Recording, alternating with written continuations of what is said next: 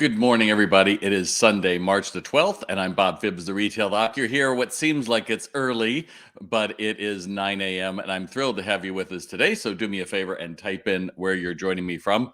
I had a little trouble yesterday. I was posting, I need your questions, and then I would look, and Facebook was only showing it to less than 100 people. So clearly, Facebook does not think getting feedback from people is worth showing to many people. So those of you who gave me enough questions, I appreciate it. Part of the reason why I asked that is because I'm not just going to show up here and then just start talking. I need to have a reason. And so thank you for those of you who responded. If you didn't respond, you can always do it. I do this about once every month.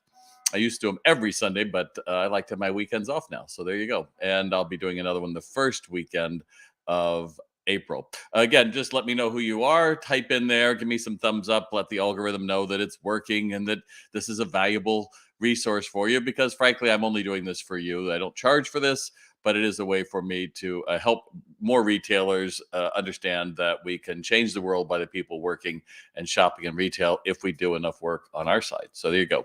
First thing I wanted, hey, Bakir, glad you're here again from India. Right, Rochelle, you're always here like first thing. Jill Roberts, glad to see you here today. So the first thing I would talk to you about is this webinar that I have coming up. It is a week from this Wednesday, March the 22nd. Let me see if I can make that a little bigger for you all. There you go. And it's on how to transform your store windows. Basically, I will go through in about a half hour. I'll unpack what makes a great window. If you want to be part of the contest I'm going to have, then you'll send in a before picture of what your store looked like. And then using what I taught, give me an after picture, and then I will post those results the week prior to Easter. And the whole goal with this is to make you smarter. So I hope that you will jump in. You can register. I'll put the link in when I am done live. But I think too many people go through and they say, "Oh, we have a great window," and then I look at it, it's like, that's not a great window. So I can unpack that and help you understand what makes a great window, and then you can use that not only in a display window, but you can also use it in your displays as well. And that goes for whatever you sell. That just putting more product out there doesn't really do the job. In fact, it's just kind of like somebody threw up in your window and you're just hoping someone notices. And that's not going to make you money, but it takes an awful lot of work to do that kind of stuff. So if you just think a little better, I think we can make that a little bit easier for you. So I'm going to get rid of that. Again, I'll have the link on that afterwards. And a quick run of thank yous here. Rodrigo, oh, glad you, yeah, we met at NAM a few years ago when it was in January. Now it's going to be in April. I hope to be back there in the next year or two. And Tanzania, we got Lagos, we've got Robin from Southwest Florida, I've got Maida from Iran. Man, I've got a very international group today. Again, give me some thumbs up, give me some love to know that you're out there. So I was reading a post this week about the effects of fear and hope. And one of the big things that if you followed me for a while, you know that it's really about how do we keep our minds focused on what's going to make us money and try to give up regret and live in this moment and not be too far out as far as worry or something. But there's actually studies that have shown that when you fear, adrenaline rushes into the body, and what it does is it reduces all of your capillaries, so there's less blood going to the brain, which is why you have that fight or flight moment. You can't sleep or whatever. Your brain is all got all this blood because it thinks, well, you've got to be careful. And the challenge for all of us is to find hope in all the situations, whether you've had a horrible conversation with someone and you're trying to unpack it and leave it behind. You've got to find the hope as a gift or anything, because hope opens the capillaries in the brain and allows you to think more clearly. So you've all had that energy vampire friend who tells you how awful life is and that's all they can talk about, or they pick out all your faults and everything. And you just understand that that's a choice. You've got to find a way to choose, what do I want to put my intentions for, because physically the body is listening and it will do whatever you tell it. So if you want it to be scared and feel like that, then just focus in on it. I was reading an article. In fact, several people asked me in their questions about the economy, and there's an article yesterday. It's like, how come we're not in a recession yet? Everybody keeps pointing to it. The big answer is maybe the tools that we've used to predict these things aren't working correctly. I don't think it's a matter of fake news, but it is an understanding of saying, let's face it, fear sells. And the challenge with all of us is the more we go to that, the more we tell the brain, this is what I want you to look at. People think TikTok is such a brilliant algorithm. The first algorithm is your brain. The more you go and you find these horrible stories, right? And then you read them, the more you train your brain, like, this is it. I was talking to a psychologist friend of mine. He said, think about it. If you start walking down the step and you say, oh, I've got to be careful I don't fall, you're training the brain to be careful we don't fall. And it keeps looking for that and it causes stress. And we have to understand that the more we keep putting into the brain like that, the more it's going to give back. So that's why these things are so nasty, because they are retraining our brains. And I don't mean that in a light fashion. I don't mean it in a scary fashion. It just comes down to the fact it's giving up whatever your brain continues to want to show. So there you go. Glad that so many of you are here with me today. I have a lot of questions, and hopefully, I have some answers. Again, a little disclaimer: my goal is to help, not hurt. I have been doing this for about 30 years, working for some of the biggest brands in the world, all the way down to the smallest mom and pops. But I can tell you that more often than not, the problems that you're dealing with are things that either are in your mind or things that you can fix in your store. Looking to blame Amazon or online or someone else is really not the answer. So let's start off with Melinda asked me, what do you do with organizations requesting donations? So I always say, first, you prioritize people who shop with you. I remember when I was in the nonprofit world and I would go into a business and it was like, oh, I didn't even know this business was here. And then I would say it to them. And oddly, they didn't give me donations. So understand that people who shop with you, you would probably think of more. Two is to set a budget. I always recommend doing that in October, just like a big business does. Say whatever you're going to do. It's going to be $1,000 in product. It's going to be $500 in donations, whatever it's going to be. It's going to be your time. You're going to close your store for 3 hours, and your employees are going to go work with a nonprofit to clean up the beach or the park or something. Whatever it is, just set that budget, and then require any donation requests. They are in writing at least 3 months in advance of the event. I always say, come up with your own little document that says, who is it for, and are they a 501c3, and what are they looking for, and when's the deadline, when's the event, et cetera, et cetera. Will they be willing to share the attendee list with you? I don't know, whatever it's going to be, and then stick with it. So if you've got 1,500 and here we are in March and you've already given up 1,500, you say, I'm sorry, my budget is spent for the year. I encourage you to try back in December. And most reasonable people will understand that. But let's face it, especially if you open a new business, everybody comes out of the woodwork. Hey, we've got this charity. There's all sorts of charities you could do, but you want to be balanced and you want to be strategic. You want to be thinking of, is this my customers who will see me there or do something from that? So I hope that helps. Again, give me some thumbs up. Let me know you're out there. I know a lot of you are still dealing with the time change we had in upstate New York. It's an incredibly sunny day today, but I guess we're supposed to have a couple feet in a couple of days. So spring is still a ways away. Chris, what do you think about the economy in general? So I'm going to ask all of you who are watching live, put me a plus in the comments if you think the economy is in a good place, or give me a minus if you think it's not. So put it in there. Go, go, go. Put it in the comments there. Just put a plus or a minus. Let me see what you got. Go, go, go. And I have to wait a second because it always takes a little bit for it to go into the interwebs and run around and do all of its thing. All right, we have one with a minus. Come on, come on, come on. Type in pluses or minuses. Pluses or minuses. Oh, we got balance. So we got plus. Victoria's just straight across. Nice. And we've got pluses. Oh, good, good. So we got a range of people. That's wonderful. So Chris asked, what do you think about the economy in general? It seems like manufacturers, along with consumers, have created a bit of a conundrum for us all. I think we have been trying to tell ourselves we're going into recession starting last March. I think the reality is we keep coming up with strong uh, uh, unemployment numbers. We come up with consumers are packed in restaurants, that you can't get into places, that Broadway is back, that air lines are packed, resort is filling up with hospitality workers. It doesn't add up to, we're in a recession, life sucks, it's about to fall off a cliff. And yet there's a lot of people that will tell you that. I can tell you that the thing, and I've said this probably a couple of times before, in 1960, the average business had one disruption in its life. right? My parents are from the Great Depression. They lived, I don't know, 90 some years, and they had one big thing to deal with. What was it? The Depression. And that was it. And that's how stability was built. We would say, well, people come into a job and they work for a long time, and then they get the gold watch and they retire. And that's the way it all was. And in those days, you could go by the number of paychecks that were going out or coming in, and you say, absolute truth, we know what's going on. Yeah, and then the world economy opens up in the 80s, and now we're competing against global economies, and all kinds of disruptions are going on. In fact, I'll ask you, how many have I heard a researcher this last weekend, and she was talking about how many economic recessions you think we've had since 2008? Somebody put them in there. How many? Just put a number in there. How many economic recessions do you think we've had since 2008?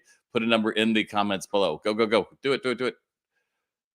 I try to make these as short as possible so that you don't have to spend much time writing. Just put a number in there. Put a number. How many think we've had? How many think we've had since 2008? Anybody? Anybody?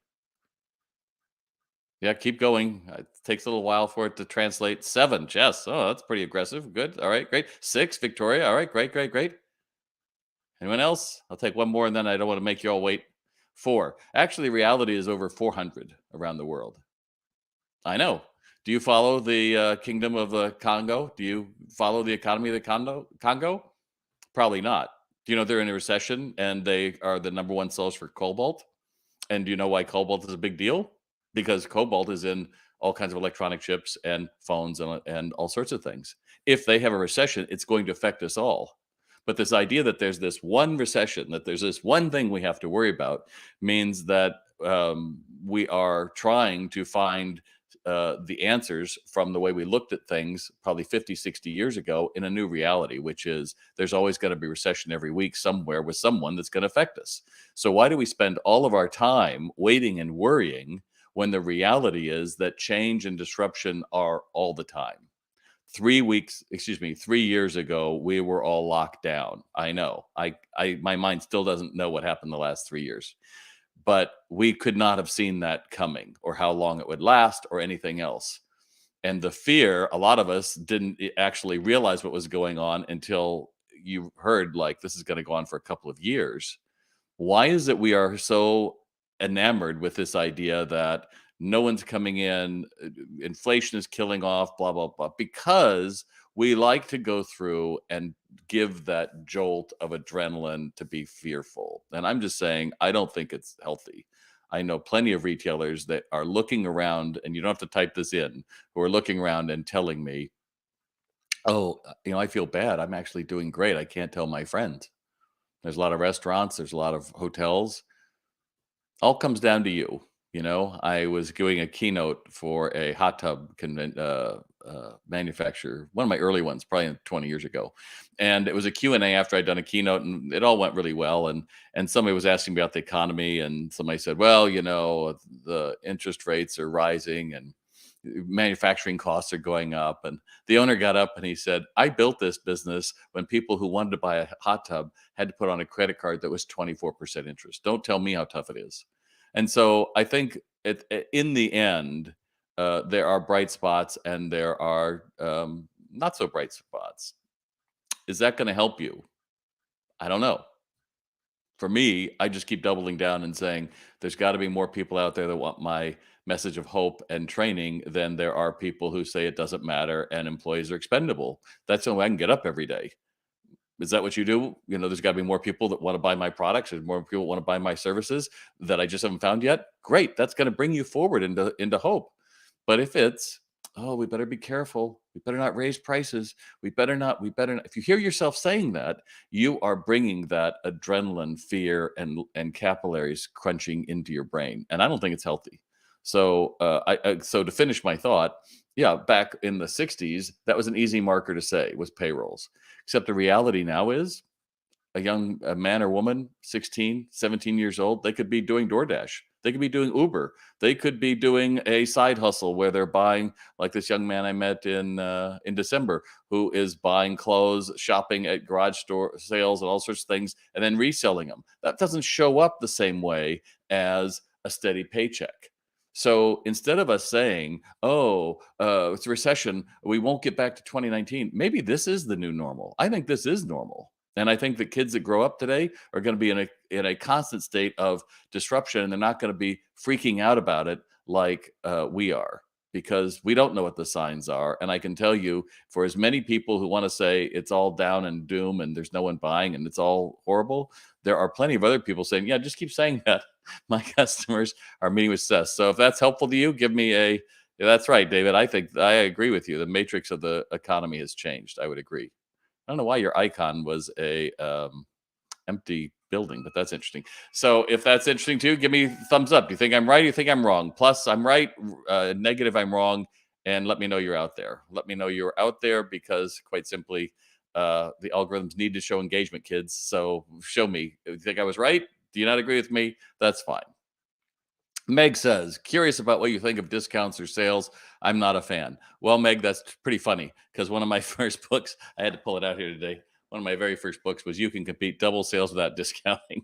So it was always great when I'd get an early speech and somebody's like, could you cut your fee? And I'd say, well, considering I'm the author of the book, You Can Compete Double Sales Without Discounting, I'd say no.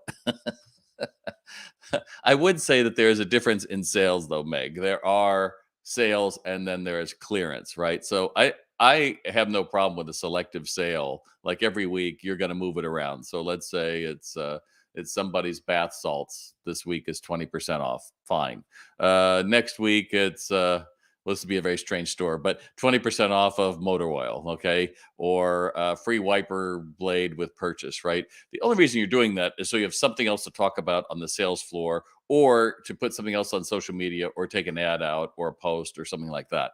So in that way, I don't think that's horrible. What I think is so horrible is the trend of the whole store is 20% off. It's 20% off, and we're going to give you, double loyalty points and gift cards and gift certificates, and we're just going to keep giving more and more stuff away. At some point, someone looks at it and says, "We're not making money here." And if you're not making money, then you have to look at the most common problem, which is you don't know how to sell it. And if you don't know how to sell it, then you're pretty much just a warehouse of goods you bought on your dime, hoping to resell it to other people, but you're not really comfortable with it, so you discount it. That's really kind of what it comes down to. It's going to be fascinating to see what happens with Adidas with 1.3 billion in unsold Yee tennis shoes and what they're going to do with it.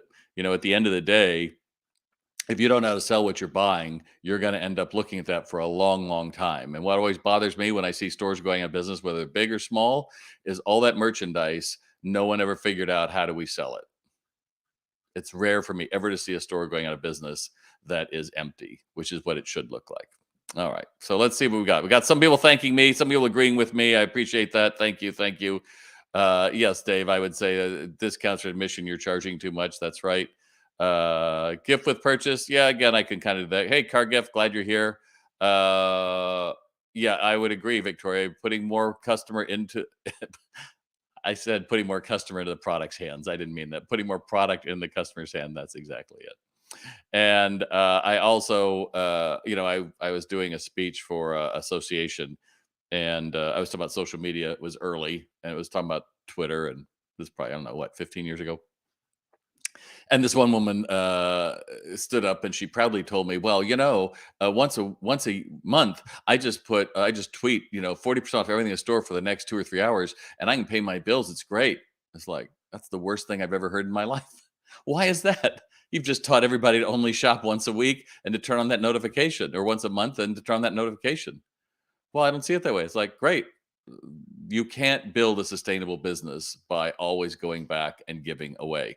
And I remember another association I was speaking at, and I was talking about markups, and this woman goes, "Well, what do you mean? How much I should mark the product up to, or what I can get for it?" And it's like, if you can't get enough to cover your nut and make enough money to live the life you're doing, you need to raise your prices, because at the end of the day, you're either a nonprofit. It doesn't matter if we make money. I just like helping people. Or you say, I'm here to build a business that's going to make me live a life, let me live a life that I want. And I think that makes a big difference. So if you're looking for how to sell it, you certainly should check out Sales RX, my online retail sales training program. Our newest and best version comes out on Tuesday. It's we call it the green label. It's got a lot more emphasis on what does mock sessions look like and how do we train your managers to be better trainers, because where most people fall down is in management, not so much the associate. If you at least have someone who understands what they're training and they get it, they're much more likely to be able to let your employees meet with success as well. Jackie asks, where can I find the best information on business Facebook ideas? Well, I think I'm pretty good. I've had a few requests for me to do my Facebook Live program, which I think was a 5-week program. And if I do that, I will be doing that in May, because we are doing um, the big launch of SalesRx right now. And then we're going to be doing a SalesRx sprint in April, third week of April. So we'll have a new class of people going through it. And then May will be a time for me to be able to do that. Top fan Celadonio. I hope I got that right. Outside of SEO, what can I do to grow my local business? So, if it's a local business, I always say you need to be seen. You need to go to an event. Don't just give a gift certificate or something, or donate. Show up at the fundraiser. Look at their Facebook pages and say, do they post a lot of pictures, and be part of it. I think so many local businesses get caught up in everybody knows this. I can tell you that one of my fact of my first book, I told the story of Mike Sheldrake, and he'd been in business for 25 years. And he said, everybody knows this. I go, really? Everybody? Oh, everybody. So I walked his neighborhood on a Saturday, and I found out less than a third, even though he'd been there 25 years, knew who he was. And from that, I said, we've got a really great opportunity, because he got all upset, like, oh, well, that means that they're not remembering. I go, dude, people move, people change positions, people do all sorts of things. You have to constantly be marketing and saying, how do I keep in front of these people? Just like I'm doing here today. All right. So I have a few more. So stay around. Give me some thumbs up. Let me know you're there. 20 minutes. Those of you who do Facebook Lives, again, your goal is to be about 10 minutes if you possibly can. I try to make it about 25, and then I try to cut off, because I know that the line goes very severely down. So those of you still with me, thank you so much. Beth says, my boss is the best. I work at a small women's owned boutique, the Wild Ginger in Minnesota, only 6 employees. What are ways we can show appreciation for her? I tell her how accommodating and kind he is. She has great communication and is supportive and personal. What else can we do or say for her to feel the love for us? So if you want to do that, write a letter to her family. Tell them how much you appreciate the environment she is creating for you. That's certainly one way. You could certainly host a lunch for her, some kind of a surprise. It could be delivered. You could have it work with her family to do it for like a Sunday, have it all delivered. That'd be one thing. Maybe you're going to call and have a mobile detailing service come and wash her car while she's working. Maybe you're going to stalk her Facebook page and see what she likes and go from there. But you know what the number one thing you can do is, Beth? Anybody know what the number one thing is? You want to put it in the comments? Anybody know what the number one thing you can do or say to let her feel the love from you? Anybody typing in? Anybody? All right, I'll give you 1 second while I take a sip of tea. Kill your sales goals. That's the number one thing you could do to show your appreciation for her, is kill your sales goals. Not sort of do it. Go all the way. Go all the way. Because just saying, oh, I really appreciate you. Great. She doesn't run a church. She doesn't run a nonprofit. She runs a business. So the number one way is go through and give her the sales that she needs to keep that position going. I hope that helps. All right. Give a hug. Ah, that's nice, Mohammed. Great. Uh, say thank you and make more sales. There you go, Jess. That's exactly right. That's exactly right. All right, 2 more. Tom says, Bob, your comments on offering employees a commission or bonus on products or lines in a retail pharmacy. Tom, I always say anything you can do. I grew up in the world of spiffs. I call myself a shoe dog. I grew up selling shoes to put myself through college. And one of the very first things I'll never forget, I hadn't sold shoes before, but I'm waiting on this guy, and at least I knew the basics that you had to at least get the shoes on the person's foot. That was the goal. If you get them on their foot, you're there. Just like you're in an apparel store. If I can get you half naked in a fitting room, I am 70% of the way, right? So if I can get it on your feet, great. So I go, and walk out and see how it feels out in the mall. So as he walks out, my boss takes a thing of leather cleaner. He throws me at it. throws it at me. He goes, "This is only $3. It cleans and protects, and you get a dollar spiff on it." I was like, "I'm sold." So the guy comes back in and he goes, these feel really good. I think I'll take them." I go, "Great. What about your other shoes?" And he's like, "What do you mean, my other shoes?" I go, "Can I just show you something to clean them up with?" He goes, "Sure." So I call my manager, do you have a rag over there?" So he finds a rag and I clean off one of his shoes. And he's like, "Wow, that stuff is amazing." I go, "Yeah, it's only $3." And he goes, "You gonna clean off the other one?" I go, "Nah, I'll let you do that." We had a good laugh and he bought it. And that was kind of became my thing. I'd sell the shoes, I'd sell the shoe trees, and everything because I had a dollar spiff on that. Shoe trees, I think, were $5. Shoe trees were much harder to sell. But why did I sell them? Because it kept it top of mind. Now, I don't know when you're talking about a retail pharmacy how that's going to work because it could be a little dicey, but what you might do is to just put a little sticker on the bottom, and the more of those they collect, and then you could pay them on that. I don't know.